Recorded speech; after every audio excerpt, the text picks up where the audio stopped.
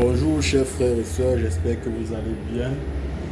Aujourd'hui, je viens avec cette vidéo que je vous ai promis la dernière fois dans la dernière vidéo. Je vous ai promis que j'allais vous faire une vidéo en vous expliquant comment chasser les souris mystiques, que ce soit des souris mystiques ou bien des souris qui n'ont rien à voir avec le mystique. Voilà, les souris simples. Voilà. Et également comment chasser les lézards blancs. Alors, il y a certaines personnes dans leur maison, ils vont constater qu'il y a les lézards blancs qui marchent sur le plafond, qui marchent sur les murs. Voilà, c'est un lézard blanc. Vous le voyez tout petit, mais c'est un très dangereux poison. Il suffit juste qu'il tombe dans votre repas, et vous le consommez, même si c'est juste une seule goutte, et vous mourrez sur le champ 2 heures après. Voilà, son poison est très rapide. 2 heures après avoir consommé un aliment que ce lézard a touché, 2 heures après, vous mourrez. Voilà. Donc, je vous ai promis la dernière fois que je vais vous montrer comment chasser tous ces reptiles-là de la maison. Voilà. Et j'espère que je n'ai pas mis trop de temps à faire cette vidéo. Voilà. Vu les conditions actuelles, pas seulement au Cameroun, mais partout dans le monde entier. Voilà, on n'arrive plus à faire des choses comme il faut.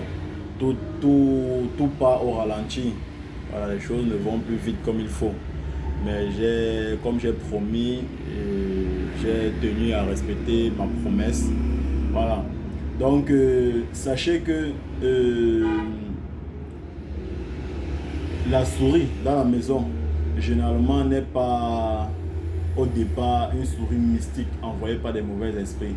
C'est lorsque vous laissez les choses qui attirent ces souris dans la maison, ces choses également vont attirer les mauvais esprits dans la maison. Voilà. Et quand les mauvais esprits vont constater que les souris se sentent à l'aise chez vous, alors ils vont utiliser maintenant ces souris-là pour vous déranger.